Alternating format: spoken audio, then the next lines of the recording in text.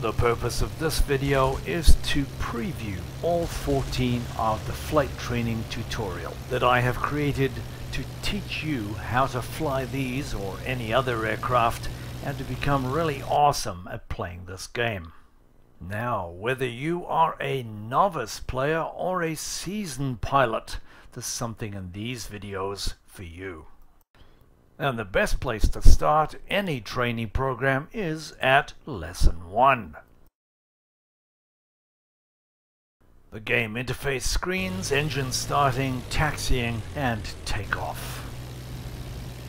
Houston, we have liftoff. As we climb out, we try to hold the nose at the same angle just above the horizon. This will keep our speed constant in the climb. Adding power adds lift, which means you go up. Decreasing power reduces lift, which means you go down. So with this theory, you can see that a slightly steeper angle of bank means you have to hold the nose up slightly higher. We looked at aerodromes and aerodrome procedures, we looked at the approach and the landing, and the most important thing was the speed control. And in Lesson 4, we learn more about the performance and limitations of our aircraft. Then as we roll into a sustained turn, we raise the nose slightly, speed comes back. To maintain that altitude and airspeed, we need to increase the power. As we tighten up the turn, increase the angle of bank, we have to keep doing that until we've got full power on. And of course there's this at the other end of the scale. Lesson 5 explores slow flight and how it leads to stalls and spins. Here I haul back and kick the rudder to the right. That induces a stall, and a secondary stall leads to the incipient spin, which leads to the full spin.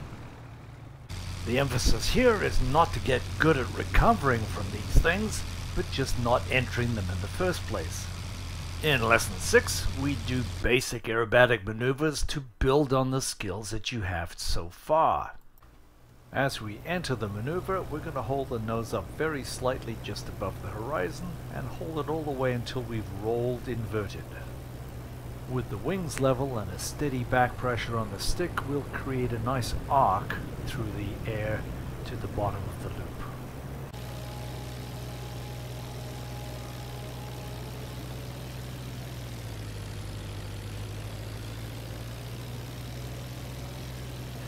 In Lesson 7, we're going to look at turns in more detail and some basic aerobatic maneuvers such as the Immelman and inverted flight.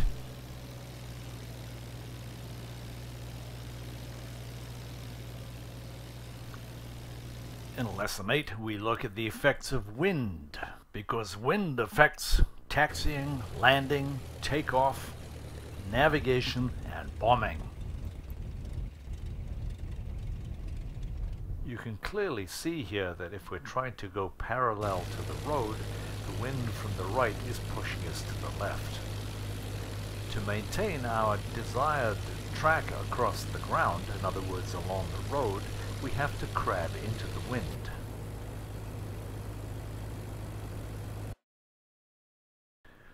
Lesson 9 is going to be the most challenging of all the lessons you've seen so far. Today we'll look at crabbing and side slips, wheel landings and crosswind landings, and a few other things.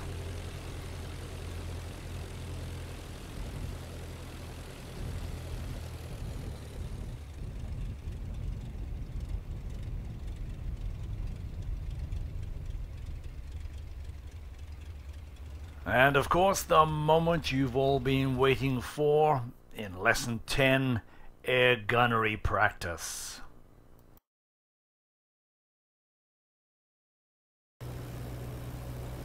We're going to slow our speed down so we have more time on target. Watch this. And with a gentle application of rudder, I can rake the target from right to left. Lesson 11 is the mystical art of map reading and navigation. We need to be able to identify the ground and terrain objects and pinpoint them on a map, such as forests and rivers or the front line. And this is probably your best directional reference. We talked earlier about triangulating your position, which we will demonstrate as we navigate to and attack a real target. The target is directly west of the field, so what terrain features can we expect to see? There's a river down here to the left, and the town of Arras behind us to the left. The most important feature for us is crossing the railroad. And this is the point when we put all our skills together. The only thing we lack is experience.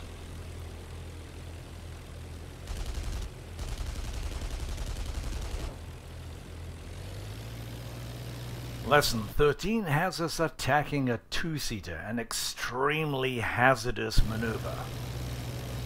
And with his rotating swivel and ratchet system, he was able to cover a considerable amount of the sky. 180 degrees horizontally and 240 degrees above and below the aircraft. As with attacking the ground targets, there's no rush to hit this target. You only want to hit it when the conditions are right. And those conditions are when you can approach it from below and have the advantage. Lesson 14 covers how to get into the multiplayer servers and have the most rewarding experiences. You'll need to be familiar with a few performance factors. The third is the turn rating, which means how fast the aircraft can travel 360 degrees. And lastly, the roll rate. How fast can the aircraft change direction? So while the SE-5 is 50 kilometers an hour faster than me on the flat, I can literally turn circles around him. He's done, pilot error. Watch the turn rate on my fouls as I look for my other opponent. And there he is, in a low energy state.